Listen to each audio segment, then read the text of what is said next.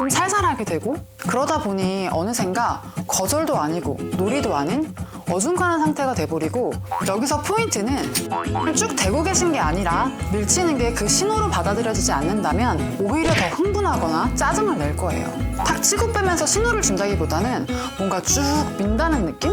혹은 단호하게 맘먹고 한번 딱 세게 밀었는데 옆에 붙어있으면 무니까 다른 데로 보내려고 좀 밀었더니 또 그대로 와서 계속 물고, 그때부터 또 물고, 이렇게 투닥투닥이 이미 시작이 됐다면 커가는 과정에서 보호자가 알려줘야 되는 것은 것과 것을 정확하고 일관되게 알려주셔야 잘못된 습관으로 번지지가 않습니다.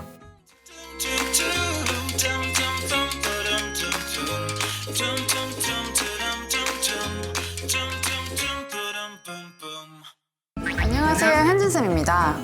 오늘은 정말 많이 물어보시는 부분, 무는 새끼 강아지 어떻게 해야 되나요? 에 대한 이야기를 좀 해보려고 해요. 저희 영상에도 무는 새끼 강아지에 대한 대처법 영상이 나와 있는데, 일단 기본 하우스 교육이나 앉아 엎드려 등 기본 교육이 베이스긴 하지만 거부를 할 때 밀쳐라 라고 하는 영상 방법도 있어요. 아마 다른 유튜버에서도 많이 보셨을 거예요. 근데 제가 방문 교육을 가면 밀쳐도 보고 안 된다고 소리조차 보고 막 코도 때려보고 막 배를 뒤집어 까기도 하고 이것저것 다 해봤는데 안 돼요 라고 하시는 경우를 많이 봤습니다. 사실 교육을 받으시는 분들은 아예 몰라서 받으신다기보다는 이런저런 방법을 다 시도해보시고 신청해주시는 경우가 많아요. 괜히 잘못된 습관이 잡히거나 잘못된 방식으로 계속 하고 있을까 우려를 하시는 거죠. 근데 저는 새끼 강아지 교육 가서 밀치기를 거의 하지 않습니다. 툭 밀치는 게 잘못돼서 안 하는 게 아니에요. 밀치라는 거는 어쨌든 거부 의사 표현의 신호를 주라는 건데, 밀치는 게 그 신호로 받아들여지지 않는다면 오히려 더 흥분하거나 짜증을 낼 거예요. 또한 잘못 인지가 된 상태에서 계속 밀치기만 하시면 스킨십에도 좋지 않은 영향을 줄 수가 있습니다. 이게 성별을 나누는 건 아니지만 일반적으로 밀치기는 남성 보호자분들이 좀 더 잘하시는 것 같아요. 물리적 힘이 다르기도 하고 치고 빠지는 그런 힘의 강도라든지 느낌이 좀 다른 것 같아요.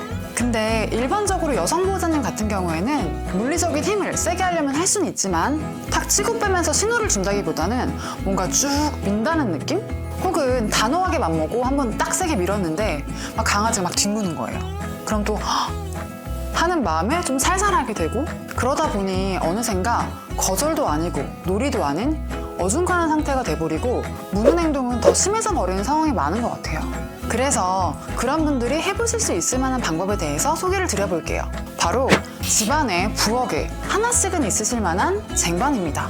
꼭 쟁반이 아니어도 뭐 리빙박스 뚜껑 같은 것도 괜찮고, 좀 딱딱하고 너무 무겁지만 않으면 괜찮습니다. 근데 쟁반 활용법을 설명드리기 이전에 먼저 말씀을 드리고 싶은 부분은 기본적인 앉아나 엎드려든 하우스든 기본 교육을 먼저 선행해주세요. 알려준 게 없으면 가르쳐줄 수 있는 게 없고, 강아지에게 뭐가 맞고 뭐가 틀린지 알려주기가 힘듭니다. 알려주지 않아서 못한 걸 강아지를 탓할 수는 없으니까요. 만지려고 할 때 무는 강아지는 스킨십 교육을 해야 되는 거지 무조건 물면 쟁반 이런 식으로 생각하실 수도 있을 것 같아서 강아지가 확실하게 아는 행동을 먼저 만들어주시는 게 우선입니다. 이 방법은 사람이 가만히 있을 때도 좀 와서 문다거나 걸어 다닐 때 쫓아다니면서 좀 문다거나 하는, 즉 사람이 뭔가 자극을 주지 않았는데도 무는 행동이 심해졌거나 심해지고 있는 아이들에게 적용해보면 좋을 방법이에요. 일단 사람 옆에 와서 무는 친구를 예로 들어볼게요. 옆에 붙어있으면 무니까 다른 데로 보내려고 좀 밀었더니 또 그대로 와서 계속 물고, 그때부터 또 물고, 이렇게 투닥투닥이 이미 시작이 됐다면 그럴 때 이미 무는 버릇이 생긴 손이나 팔을 사용하지 않고 쟁반을 쓰실 거예요. 옆에 오면 쟁반으로 뿅 혹은 살짝 툭 밀어내고 앉아나 엎드려를 시켜줍니다. 그리고 옆에 또 오려고 하면 먼저 앉아나 엎드려 혹은 하우스를 시킵니다. 그리고 만약에 아이가 앉으면 보상을 해줍니다. 잘했다는 거에 대한 칭찬 마킹을 꼭 해주세요. 그런데 아이가 무시하고 다시 다가오면 다시 또 쟁반 뿅, 쟁반을 딱 대고 뗐을 때 강아지 입장에서 뭐야 이런 약간 당황하는 느낌이 들면 됩니다. 쟁반으로 잠시 채널을 전환해 주는 거예요.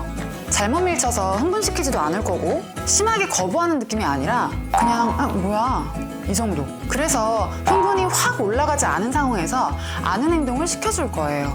앉은 자리 근처에 투명 라인이 있다고 생각을 하시고 보호자님은 그 라인을 지킬 겁니다.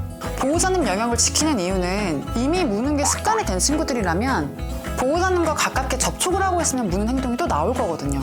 그러면 저희는 또 거부를 할 거고, 그러면 강아지 입장에서는 계속 실패를 하게 되는 거예요. 그래서 강아지가 성공할 수 있도록 보호자님이 먼저 세팅을 해주시는 거라고 보시면 될 것 같아요. 보상을 받고 성공을 계속해야 그 행동을 더 많이 하게 될 거고, 행동을 많이 하게 되면 그게 학습이 되고 습관으로 이어질 수 있습니다. 물 때만 밀치고 물 때만 쟁반을 쓰는 건 큰 의미가 없어요. 여기서 포인트는 쟁반을 쭉 대고 계신 게 아니라 꼭 다시 떼주셔야 됩니다. 그 이유는 쟁반이 계속 그 자리에 있으면 쟁반이 막고 있기 때문에, 즉 물리적으로 다가갈 수가 없기 때문에 못 오는 거거든요. 근데 저는 우리 강아지가 쟁반이 막고 있지 않아도 오지 않았으면 좋겠거든요. 그래서 강아지가 선택을 하게 하는 겁니다. 강아지는 다시 와서 물려고 할 수도 있고, 가지 않고 앉거나 엎드려 있을 수도 있어요. 다시 와서 물려는 시도를 하면 쟁반이 막을 거고, 앉거나 차분히 있으면 보상을 받아요. 이걸 반복하다 보면 강아지도 알거든요. 흥분하지 않고도 강아지에게 알려줄 수 있고, 어떤 행동 패턴을 알려주시든 흥분한 상태에서는 교육이 어렵다고 보시면 됩니다. 걸어 다닐 때 무는 것도 원리는 같습니다. 이 또한 먼저 기본 교육이 되어 있을수록 좋습니다. 이미 사람이 걸어 다닐 때 따라오고 발을 문다면 움직이시기 전에 강아지가 아는 행동을 먼저 시켜보세요. 선수 치셔야 됩니다. 그리고 그렇게 차분히 있을 때 조금씩 움직여보세요. 발을 이미 계속 무는 친구들은 그 움직이는 발을 보고 있거든요. 그럼 그 발을 보고 있든 안 보고 있든 움직이면서 보상을 해줍니다. 그 차분함에 마킹을 해주시는 거예요. 그리고 그런 움직임의 반경을 점점 넓히시는 거죠. 여기서도 초반에 아이가 분명히 실수를 할 거예요. 괜찮아요. 만약에 다시 와서 발을 물거나 물려고 하면 쟁반 뿅 하고 다시 아는 행동을 시켜주세요. 그리고 다시 하시면 돼요. 특히 새끼 때는 무언가 대단한 걸 해서 보상을 받는 게 아니라 하지 않아야 될 걸 하지 않았을 때도 보상을 주신다고 생각을 해주시면 될 것 같아요. 새끼 강아지가 무는 것 자체가 잘못은 아닙니다. 원래 새끼 강아지들은 입으로 뜯고 핥으면서 많은 걸 경험하고 재미를 느껴요. 그러나 커가는 과정에서 보호자가 알려줘야 되는 것은 물어도 되는 것과 안 되는 것을 정확하고 일관되게 알려주셔야 잘못된 습관으로 번지지가 않습니다. 되는 게 있어야 안 되는 게 있는 건데 항상 안 돼, 안 돼, 안 돼 이렇게만 하면 애들도 막 화를 내요. 생각보다 강아지가 물거나 낑낑거리거나 짖거나 그럴 때는 안 된다고 마킹을 많이 해주시는데, 차분하거나 가만히 잘 있을 때는 칭찬 마킹을 안 해주시는 경우가 많더라고요. 어렸을 때 안 돼 안 돼 많이 해봤자 어차피 잘 몰라요. 아시죠? 뭘 하면 보상을 받을 수 있는지, 원하는 걸 얻을 수 있는지 먼저 알려주세요. 여러분, 선빵이 이렇게나 중요합니다. 오늘 영상이 도움이 되길 바라면서 저는 다음에 또 만나요. 안녕!